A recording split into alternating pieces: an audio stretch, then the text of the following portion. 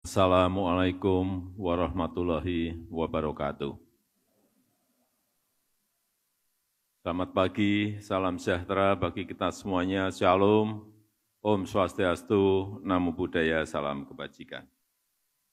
Yang saya hormati Menteri PUPR, Menteri Sekretaris Kabinet, Gubernur DKI Jakarta, yang saya hormati Ketua Umum Dewan Pengurus Pusat Persatuan Perusahaan Real Estate Indonesia, DPP REI, beserta seluruh jajaran pengurus,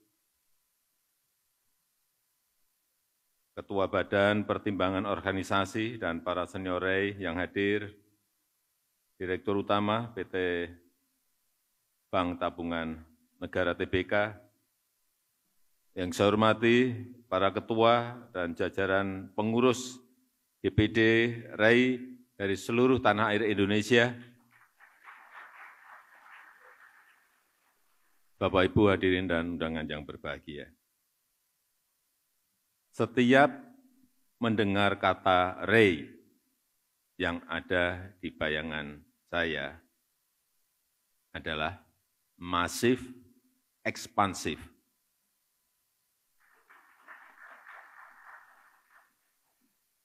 Karena dari sisi anggota di catatan saya, ini tahun 1972, anggotanya 33 perusahaan. Sekarang, seperti tadi yang disampaikan oleh Pak Toto, 6.400 perusahaan. Perkembangannya sangat pesat sekali. Sangat pesat sekali. Dan isinya, ini mulai yang kelas kakap, ada, kelas sedang, ada, kelas kecil sampai kelas tri ada semuanya. Semua difasilitasi dan diterima oleh REI.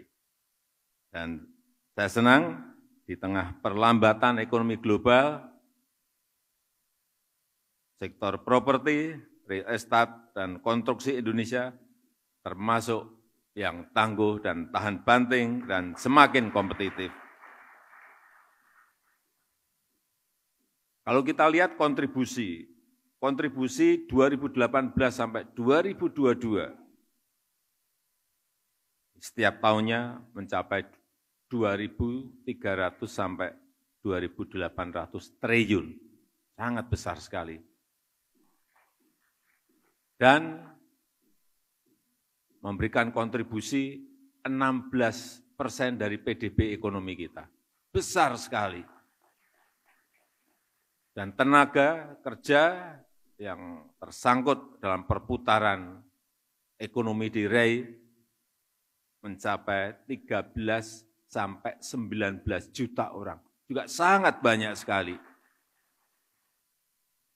Kenapa? Banyak negara ingin mendrive ekonominya lewat usaha real estate, usaha-usaha properti, ya karena kontribusi di PDB-nya sangat tinggi di semua negara. Dan multiplier efeknya ke 185 subsektor industri lainnya. Ini juga banyak sekali, enggak ada industri yang semasif ini efeknya. Yang ada hanya di industri properti, real estate, dan konstruksi. Multiplier efek ke 185 subsektor. Di material, semuanya industri tersangkut di sini. Semen, batu bata, besi, cat, semuanya bergerak kalau industri properti dan real estate itu bergerak. Furniture dan interior, kursi, lampu, kasur, toilet pasti laku karena ada rumah-rumah baru yang banyak. Elektronik, kita tahu semuanya, kalau rumah baru pasti butuh TV, kulkas, dispenser, dan lain-lainnya. AC dan lain-lainnya. Alat dapur, kalau rumah baru pasti beli alat-alat dapur. Panci, wajan, sendok, semuanya beli. Garpu semuanya beli. Industri jasa, jangan lupa industri jasa. Dari yang namanya tukang listrik, tukang sampah, tukang kebun, sedot WC, semuanya bisa bergerak. Dan kalau kita tahu, tidak semua sektor properti negara lain bisa bertahan. Baik karena COVID maupun karena sisi ekonominya. Kita tahu di RRT ada perusahaan properti besar yang ambruk, yang hutangnya ngalahin APBN kita. Hutangnya sampai 4.400 triliun rupiah. Jangan ditepuk tangan nih. Hutangnya 4.400 triliun rupiah. Ada enggak di sini yang hutangnya sampai? Sekali lagi, hati-hati mengenai ini. Sehingga semuanya memang harus dikendalikan. Berapa backlog kita? Jangan hanya bangun, padahal backlog kita sudah enggak ada misalnya. Enggak bisa. Semuanya manajemen itu harus dikendalikan, harus dikelola. Dan alhamdulillah di Indonesia tidak begitu. Karena kebutuhan kita masih sangat besar. Backlog kepemilikan rumah itu masih 12,1 juta. Ini adalah sebuah opportunity, sebuah peluang yang bisa dikerjakan oleh seluruh anggota RAI. Pertumbuhan KK baru mencapai 700 sampai 800 ribu KK per tahun. Jadi kalau nanti anggota RAI masih tambah, saya kira ya, karena kesempatannya masih banyak. Sekali lagi, pertumbuhan KK baru itu 700.000 sampai 800.000 per tahunnya. Dan yang paling penting, karena kinerja ekonomi kita juga baik.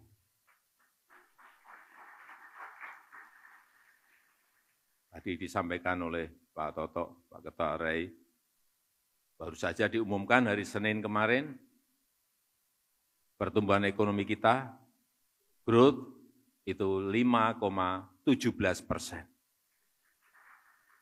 Dan sudah tumbuh di atas 5% selama 7 kuartal berturut-turut. Di G20 itu yang tumbuh, negara-negara G20 itu yang tumbuh di atas 5% itu hanya Indonesia, India, RRT. Kemudian daya saing, ini penting sekali. Competitiveness ini penting sekali. Dari yang sebelumnya kita 44, tahun ini melompat menjadi 34, ranking 34. Ini naik 10 peringkat.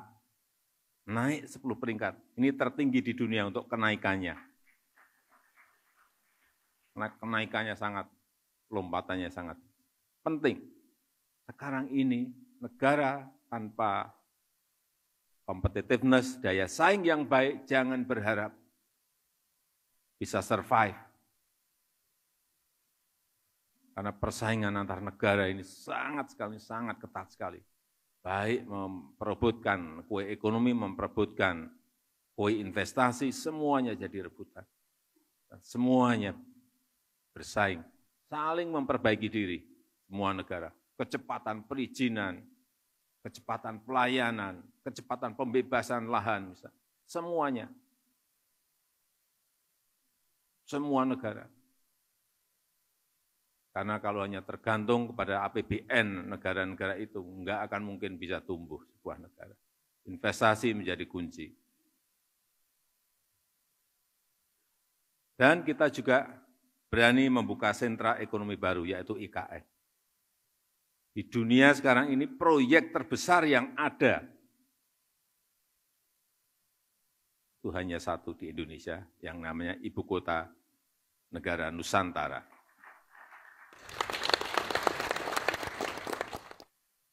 Dan nanti ada Pak Doni dari Otorita IKN per 27 Juli yang lalu, 34.000 hektar lahan sudah bisa dibeli. Dibeli loh, nggak ada gratisan di sana. Harganya berapa? Tanya ke Pak Kepala Otorita. Ini peluang. Ini peluang. Saya juga minta pada kesempatan yang baik ini, pada REI untuk terus memperkuat kolaborasi dengan pemerintah, bantu rakyat kecil untuk memiliki hunian sehat dan layak dengan program 1 juta rumah. Kemudian juga perhatikan dampak sosial dan lingkungan, ini penting. Jangan sampai setelah ada pembangunan sebuah kawasan perumahan, misalnya kampung di dekatnya, air sumurnya kering, area kampungnya jadi banjir, tolong betul-betul dilihat hal seperti ini. Sampahnya juga tolong disiapkan di kawasan-kawasan perumahan. Dan di Munas REI kali ini bisa dirumuskan langkah-langkah strategis untuk menyikapi peluang dan tantangan yang ada.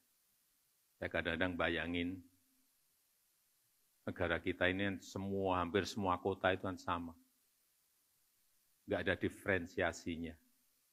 Kenapa tidak ada sebuah kota ini kota jagung, nah, segala fasilitasnya, ada kota ikan, ada kota mebel, ada kota golf. Ada di Amerika seperti itu ada.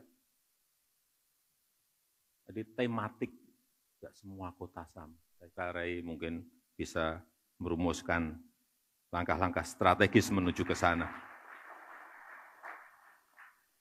Saya rasa itu yang ingin saya sampaikan dalam kesempatan yang baik ini, dan dengan mengucap Bismillahirrahmanirrahim, Munas REI ke-17 tahun 2023 saya nyatakan dibuka. Terima kasih. Wassalamualaikum warahmatullahi wabarakatuh.